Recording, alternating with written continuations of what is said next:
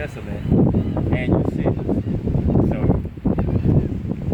when the Romans, I think it was 70 AD, when the Romans came in, pushed out of our land and migrated into Africa and dwelled amongst them, and then were rounded up and sold over there into slavery. Okay? All biblical facts. Okay, this is Deuteronomy 32 and 26. It said, I said I will scatter them into corners and will make the remembrance of them to cease from among men. So that's why today you can ask any nationality of people, their nationality, and you're going to get their nationality. They can actually go back and trace their origins. But with the so-called African American, the so-called Hispanic, Native American, they can't do that because their nationality was stripped away from them and stole away from them in slavery. Okay? So that's, and it says in Deuteronomy also in the curses that we would be called a proverb and a byword. We wouldn't have our identity. Like Jeremiah 17 and 4. He said, you're going to discontinue from the heritage I gave you. You know? That's what makes this captivity the worst that we've been in. Because through all the other captivities, we knew and everyone else knew who we were. And they knew all we had to do was face east and pray, and we would be forgiven and we'll be put back in our proper positions. But in this one, we were stripped of our identity. You know, it's movies that shows this. You know, it's like they took the whip and whipped our nationality out of us. If you got caught speaking in your, I'm gonna say, native tongue or your original tongue, you was put to death. You know, and that was all prophesied to happen to the children of Israel, who people ignorantly call Negroes, Latinos, and Native Americans. Okay, this is prophesied that this would happen to them. Okay, and it said he was scatterers. So when you had the transatlantic slave trade, you had us go from the west coast of Africa to South America, North America, England, with four winds. That's why right now our nation is so lost that we don't know that we're actually all brothers and sisters. You know, we're actually all brothers and sisters to our people. But we've been scattered in that the nationality was broken up, so now we think we're other nations. You know, that's why you can go through a so-called African American household and ask a nationality, and you'll get 5 different answers from those people in that house. Because what our people want to do is, we see we have no nationality, so we want to just, the first thing that comes along that looks appeasing to us, we attach ourselves to it. It's because we don't have nothing of our own, okay? But it said in the last days we'll start waking up to who we were, you know? All right, this is Deuteronomy 4 and 27. It says, and the Lord shall scatter you among the nations, and ye shall be few in number, left few in number, among the heathen, whither the Lord shall lead you. So where we led? We're led through his 4 winds. That's why you can go through every nation right now, and there's some of our people there throughout the 4 winds. Okay, good. All right. This is Deuteronomy 28:64. It says, and the Lord shall scatter thee among all people from one end of the earth even to the other, and there thou shalt serve other gods, which neither thou nor thy fathers have known, even wood and stone. Okay, and the 2 people that had us in this captivity was Esau and Ishmael. Okay, now think about what they forced on us. It says, you will serve other gods which neither thou nor thy fathers have known, wood and stone. What's Christianity's symbol? A wooden cross and a stone. That's the cobblestone of Mecca. So our people are following behind Esau's God and Ishmael's God. Okay? But it said this was going to happen to us if we broke the laws that he gave to us after we were scattered. That's why the number one and number two religions, if you want to call it that, are Christianity and Islam. Okay? And it said we would be following that. Were we following that over 400 years ago or before we came over here in slavery? Nope.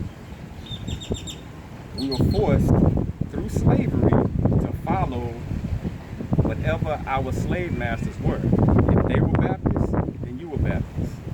If they were Methodist, then you were Methodist. If they were Pentecostal, you was Pentecostal. If they were Muslim, you were Muslim. You know? That's just what we got from breaking the law, statutes, and commandments that he made with the children of Israel, which is, you know, already know who that is, through the covenant that he gave Moses told him. You break these commandments, and you're going to go through all these punishments and these curses that I'm going to say before you. Okay, this is Isaiah 11 and 12. It says, and he shall set up an ensign for the nations, and shall assemble the outcasts of Israel, because we were cast out. We broke the commandments, and we were cast out. Okay, so he said in the end time, he was going to set up an ensign for the nations, and shall assemble the outcasts and gather together the dispersed. To be dispersed is to be pushed out of Judah from the four corners of the earth. So, just like we were scattered away, it's basically a replay of Egypt. It's a replay of Egypt. Okay, so in Egypt, you had the children of Israel, and the Egyptians had them in slavery. Okay, so it was a mediator, a middleman, that came in, and the Most High spoke through him to save his people. Okay, to save his people. It's the same thing with the one people ignorantly call Jesus Christ today. Okay, what he's coming back to do is save his people. What was his nationality? He was from the tribe of Judah. Okay, he was a Hebrew. And when he says his people, that's his bloodline. All you gotta do is go to Romans 11 and 1, Romans 9, and it clearly tells you his brethren, according to the flesh. Okay, you can't. No one can jump into someone else's nationality. I can't wake up tomorrow and say, hey, I'm Chinese.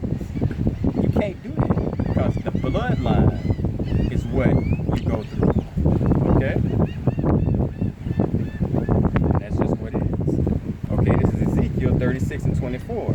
It says, for I will take you from among the heathens and gather you out of all countries, and will bring you into your own land. Our land was what? Israel.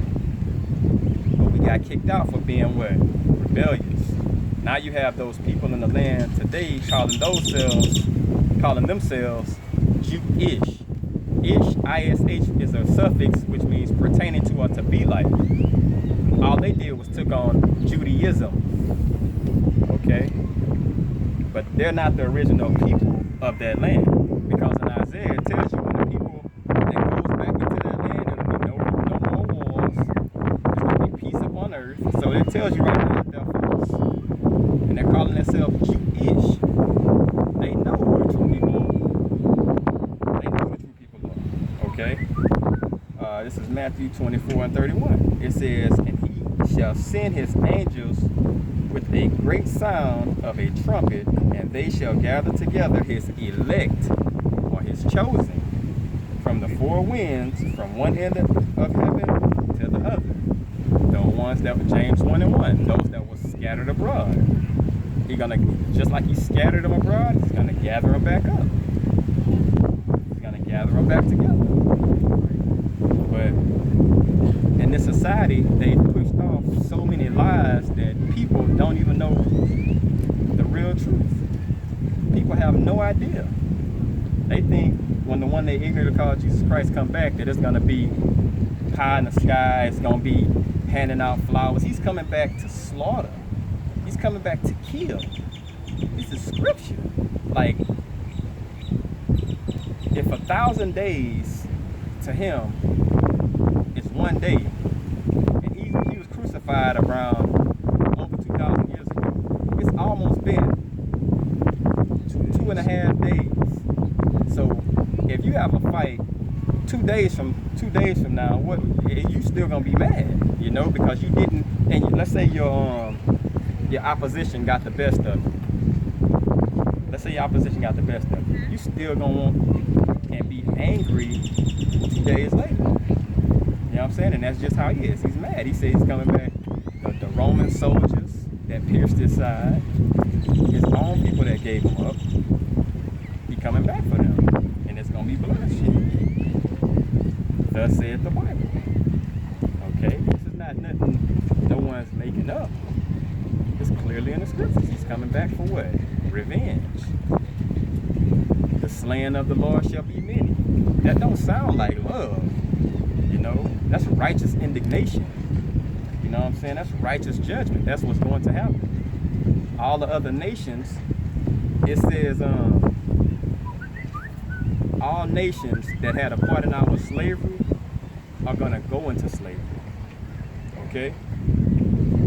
And not only that, it says, he that stealeth a man, or if he be found in his hands, shall be put to death. So if we were stolen from the west coast of Africa, right now we're someone's possession because everybody of our nation wasn't shipped back. You know? Let's just be real about it. Let's be real about it. Everyone wasn't shipped back. No one was shipped back. You know why? Because it was free labor. You know, this is what I never understood. If you have slaves, okay, and they're doing everything and building all your country up, and they get paid nothing. So you basically think about the cotton, the tobacco, the sugar cane, the railroads, all built off of free labor. So that money that was made from all that, and the slaves didn't get none of that, whose hands it go to? The slave master. Okay? So now they call people lazy. But what about building up a whole country? Okay? That's when we became lazy, when things wasn't being done free for people. That's when everyone became lazy. All right. Okay, so this is Mark chapter 13:27. It says, and then shall he send his angels and shall gather together his elect from the four winds, from the uttermost parts of the earth to the uttermost parts of heaven. So throughout everywhere, it's going to be a chosen remnant. That's why I had 144,000. It's going to be 12,000 of each tribe, and basically that 1/3 of the great multitude, they're going to go and all their bloodlines go back to the chosen, Abraham, Isaac, and Jacob. His name was changed to Israel. We had 12 sons, and the chosen, those 12 sons, 12,000 of each tribe, and basically it's going to be basically their families. That's who's going to be saved. First of all, you got to know what it is you're being saved from. Okay? Then you go to Luke chapter 1 verse 68, and it shows you what you're going to be saved from. That lets you know right there who it's specifically speaking to. You're going to be saved from your enemies. You go in Isaiah and it tells you who your enemies are. Okay? This is Revelation 17. It says, after this, behold, and lo, a great multitude which no man could great number of all nations and all kindreds and people and tongues stood before the throne and before the Lamb, clothed in white robes and palms in their hands. Now everybody would take this and be like, well, that speaks of everyone. Wrong. Incorrect. Okay? Because all those scriptures were saying we will be scattered and that chosen bloodline will be pushed through all four corners of the world. Okay? So, prime example, James 1:1. James, a servant of God and of our Lord of the 12 tribes of Israel, which are scattered abroad, greetings. So that great multitude, you could go, if we had someone when we were scattered that went to China, and let's say that Israelite laid with a Chinese woman, and his seed, the child he had was a son. Okay, the child's gonna have a little darker complexion maybe, but he grow up and he sleep with a Chinese woman. The child's gonna look more and more Chinese throughout the generations, right?